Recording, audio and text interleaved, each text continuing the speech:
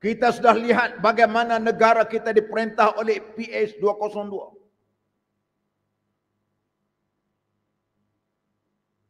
Yang di hadapan kita lihat dengan terang-terang.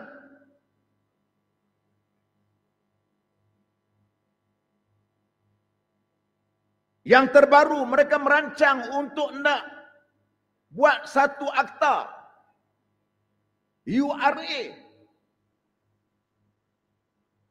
Kononnya atas nama untuk pembaharuan bandar. Tak apa. Bukan kita tak bersetuju. Tapi dia duk bawa naratif. Dia kata kononnya pembangkang nak membiarkan Melayu merempat di bandar. Siapa dia yang nak biarkan?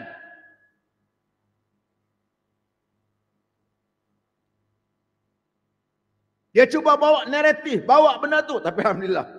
Nampak apa yang dia kata dalam surat khabar. Saya pun kesian juga tengok kadang. Tengok PMI kita ni kita kesian tengok. Orang balun dia teruk sangat.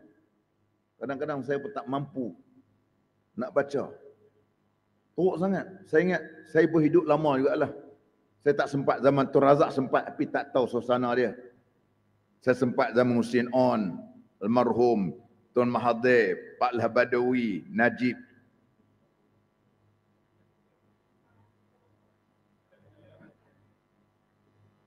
Dah almarhum Anu, apa nama dapat Tun Razak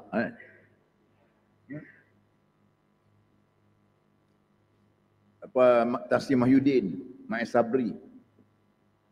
Saya ingat yang ni yang paling teruk sekali. Dia cakap isu apa pun netizen bantai dia. Kita pun kesian juga dia pasal dulu kita duk bela dia. Kita setiap minggu demo apa itu. Kena gas pemedih mata. Alhamdulillah. Waktu tu resdung kurang sikit lah. Contoh dia kita tengok. Bukan dia bercakap bab-bab apa benda pun. Tapi dia bercakap bab-bab simple saja. Tapi rakyat tak boleh terima apa yang dia bercakap. Ini contoh dia kata. Anwar ingatkan pembangkang usah ganggu usaha kerajaan bantu miskin bandar. Tuan-tuan tahu 5,500 komen. 5,500 komen ini bukanlah harakah tau. Ini dekat dengan Berita Harian. 4,300 emoji gelap. Apa makna ni? Hanya 721 saja buat good, best. Semua isu. Dia cakap isu apa benda pun. Kadang-kadang bernama ni tuan-tuan, berita bernama di berita rasmi. Ruangan komen tu terhad. Tak boleh kita komen semua. Najib teruk-teruk zaman Najib. Orang duk balun teruk ke tu. Tak sedahsyat macam ni orang kena. Dari segi media sosial hari ini, dia hilang kawalan. Walaupun mereka ada Jcom. Mereka ada menteri, mereka ada di bawah, macam-macam di bawah media mereka. Tak boleh nak challenge kebangkitan rakyat yang ada pada hari ini. Kemarahan rakyat pada hari ini begitu hebat.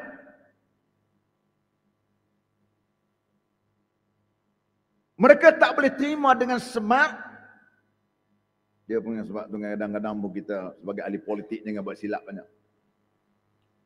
Dia bila permulaan awal tu silap awal dah.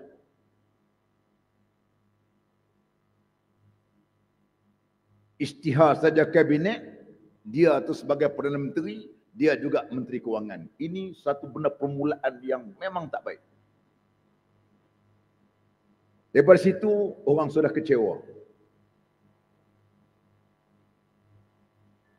Yang praktis benda ini yang memisahkan antara Menteri Keuangan dan Perdana Menteri Tun Mahathir. Yang dia sebagai Perdana Menteri dia tak pegang Menteri Keuangan. Tapi yang hang ni bercakap siang malam dan rapat umum kempen letak dalam manifesto, tiba-tiba yang ni hang langgar semua. Macam mana rakyat untuk nak percaya dengan apa yang dia cakap hari ini? Saya bimbang sampai satu ketika, kalau dia bagi tahu besok hari Rabu, orang tak percaya, nanti dia tengok diri dulu. Apa peringkat itu? Ini keadaannya.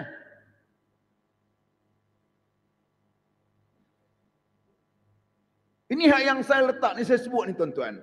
Saya tengok komen-komen ni, kita tak kenal. Bukan kita punya budak-budak kita. Ini hak datang secara optik, secara orang panggil apa, organik, secara sendiri.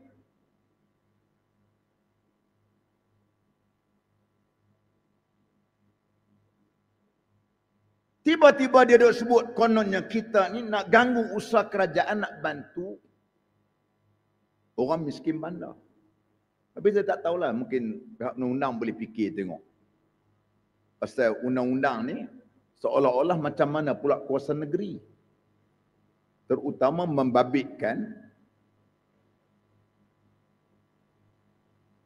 perancangan-perancangan di dalam kawasan bandar. Itu di bawah negeri. Kelulusan sebagainya, itu saya tak pandai uras banyak lah, tapi itu saya tengok fikiran-fikiran yang kita dapat lihat, hang kena minta beli konsen daripada negeri.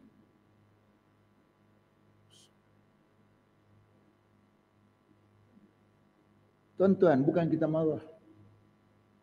Dia duk bawa, dia kata dulu pembangkang pun nak buat rancang sama, betul. Kita ada cadang begitu.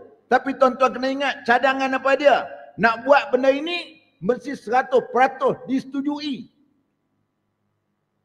Yang dia pula buat 80% bermula. Dan sampai kepada 75%. Kalau 100 rumah yang dia nak roboh tadi, 75 orang sokong, hak yang 35 orang tak sokong, maka akan terpaksa dibuat juga.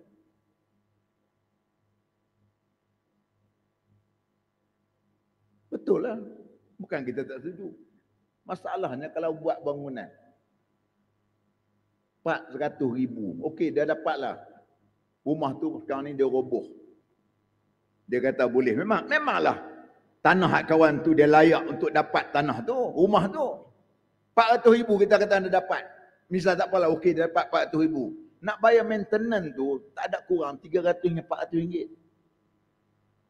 Hak dia orang ni pun selama ni nak bayar duit lift pun kadang-kadang tak terbayar. Sebab tu kita katakan, nak buat apa tapi kena fikir antar bendanya ialah soal, masalah yang ada kepada penduduk yang berada di bandar. Dan tuan-tuan yang saya hormati sekalian, ini bukan soal Melayu saja, orang Cina bukan semua orang Cina senang. Orang India bukan orang India senang. Sebab tu waktu kita terima memorandum daripada NGO yang menentang URA ini, yang datang juga daripada India, yang datang daripada Cina pun ada. Orang Cina, orang India datang, hak susah. Mereka juga terkesan kalau perkara ini dilaksanakan. Ini yang disebut oleh Datuk Tuan sendiri, ini cara halus untuk menghalau orang Melayu daripada bandar. Apabila tak mampu nak bayar maintenance RM300 sebulan, akhirnya tinggalkan bandar, balik ke kampung. Sedangkan konsep dulu kita lihat apabila lepas berlakunya peristiwa 13 Mei. Untuk mengimbangkan antara orang Melayu dengan orang bukan Melayu. Maka Tun Razak menggalakkan orang-orang Melayu untuk hijrah ke Kuala Lumpur. Di situlah wujudnya rumah-rumah setinggan. Kampung Abdullah Hukum, Kampung Kerinci, Kampung Kongo. Itu di antara kampung-kampung untuk imbangkan berkenaan dengan kedudukan orang-orang Melayu dengan orang bukan Melayu. Tiba-tiba dia kata kita nak menyekat kemajuan untuk orang Melayu. Siapa dia? Sekarang ni dah ada pun undang-undang pengambilan tanah. Dah ada. Tapi undang-undang pengambilan tanah itu khas untuk nak buat rumah, nak buat kemudahan kerajaan, nak buat sekolah, nak buat balai polis, nak buat hospital. Boleh ambil, kerajaan boleh ambil. Kita tak boleh bantah. Cuma kita boleh demandnya harga saja. Yang ni pemaju.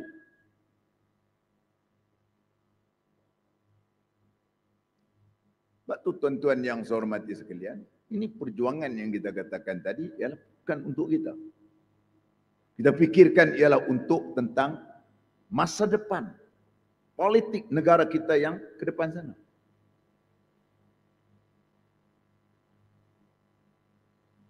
Yang kedua ialah berkenaan dengan, kalau kita tengok dalam perangan Badar, antara yang boleh menjadikan asbab kemenangan yang Allah Ta'ala berikan, karena wujudnya di sana perpaduan yang kukuh. Di kalangan tentera-tentera, walaupun 313 orang, mereka solid. Mereka ini bersatu dengan baik. Kita pada hari ini Melayu ramai. 300. Melayu ni 65% di Malaysia ni.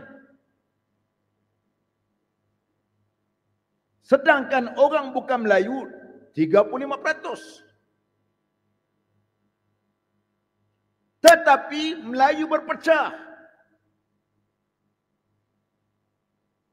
Orang lain bersatu.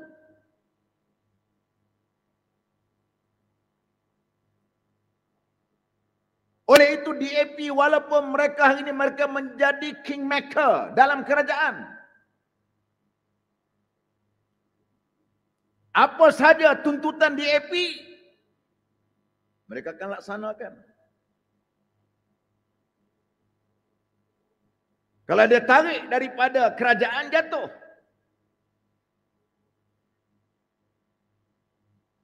Ini yang tuan-tuan boleh tengok dalam Melayu.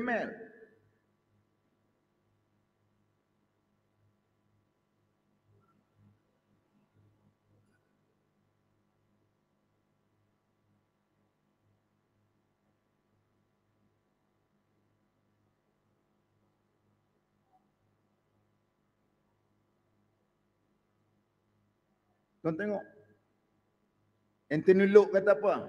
I was ready to resign as minister if I couldn't get PM to reconsider. Maknanya dia boleh cakap, dia kata apa?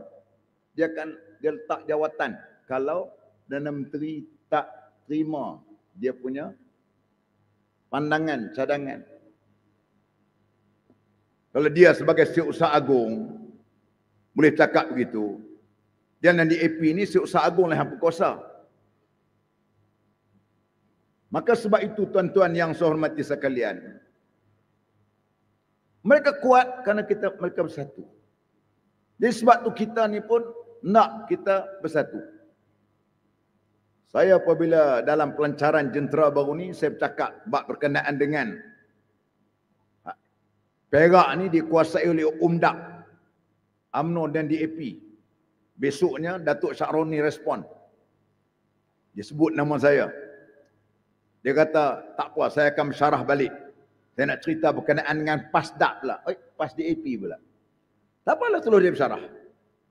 Kita nak tolong syarah hak dia pula. Bila orang tak pernah iktiraf kita ni PAS DAP. Apa yang berlaku hari ini, UMDAP ada. Pasal mereka tahu. Di kawasan Air Kuning ni tuan-tuan, kawasan yang didokong kuat oleh kawan-kawan daripada bosku. Mereka ni tak boleh terima untuk nak DAP ni, mereka tak boleh terima. Termasuklah YB hak meninggal tu dia pergi. Waktu 6 hari bulan 1 ketika di mahkamah di Putrajaya. Dan kita dimaklumkan di sana otel-otel lama UMNO tak boleh main, tak boleh terima. Baru ni mereka sokong calon UMNO sebab mereka termakan dengan no UMNO, no Anwar, no DAP. Sekarang apabila dah mereka terbukti, dah tentulah insya-Allah semua kita di kalangan kita ni untuk kita nak membantu, nak pastikan kalau menang di sana Air Kuning ni kita menang, insya-Allah di Perak PRU ke-16 cerah untuk Perikatan Nasional Pemerintah. InsyaAllah. Sekarang ni UMNO ada 8 kursi ya tau. 8 kursi ya. Bila meninggal seorang tinggal 7. Di Perak. Dia bukan kuat mana? Di Perak ni. Kalau kita lihat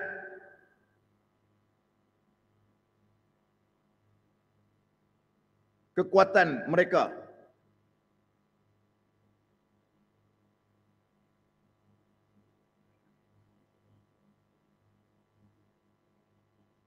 di Perak, tuan-tuan tengok, nak merintah Perak ni mesti ada 30 kursi.